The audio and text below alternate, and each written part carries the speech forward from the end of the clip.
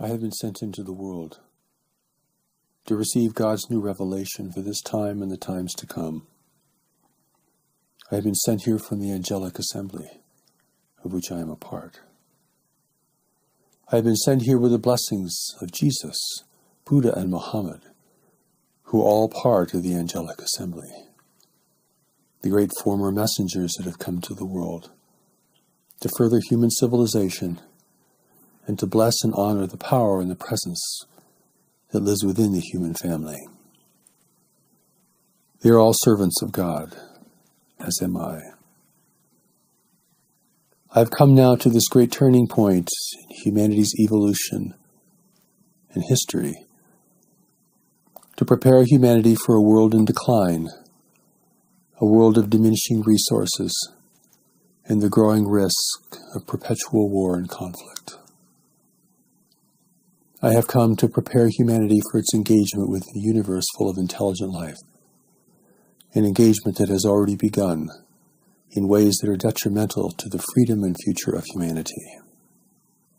I have come from the assembly to bring God's new revelation to the world, given now not to one tribe or one group or one chosen people, but to all the people of the world, given in the simplest form possible, given now not in anecdotes or pastoral terms, but in simple direct language, with much clarification and repetition.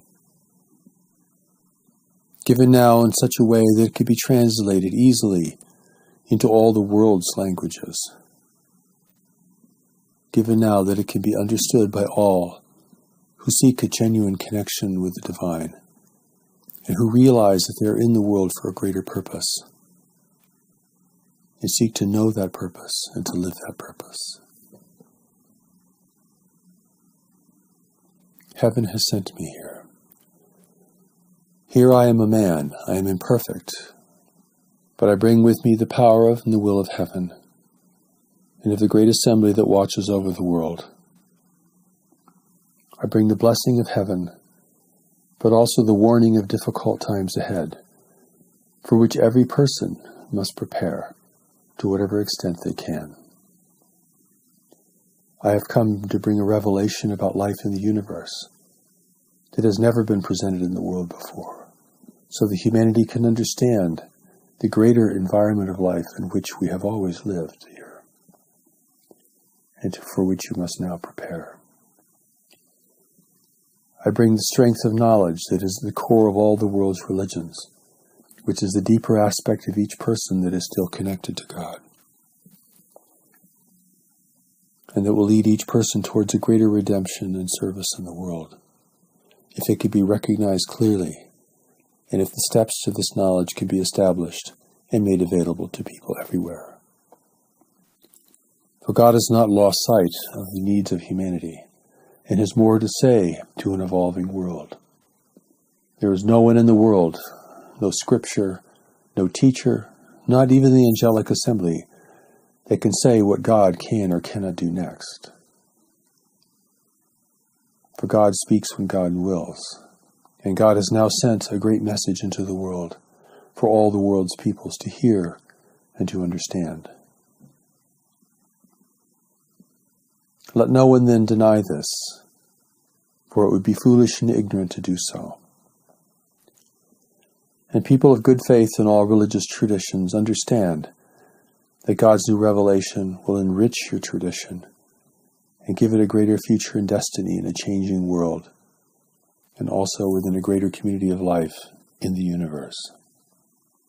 In this, all God's previous revelations will be honored and uplifted and fulfilled.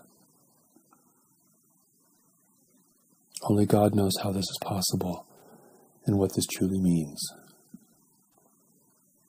Therefore, with commitment and humility, I bring to you God's new revelation for the world.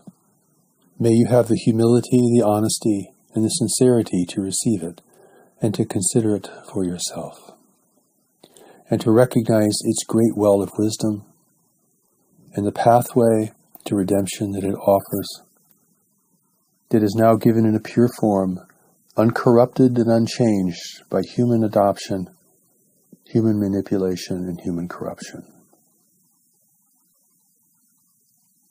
I am the messenger for God's new revelation. It is my great honor and burden to bring this into a world of contention, disagreement, and denial. Despite the difficulties in carrying out such a great task, it is the will of heaven that it be so. It is the will of heaven that humanity face the great change that is coming and be uplifted and strengthened by it in all ways.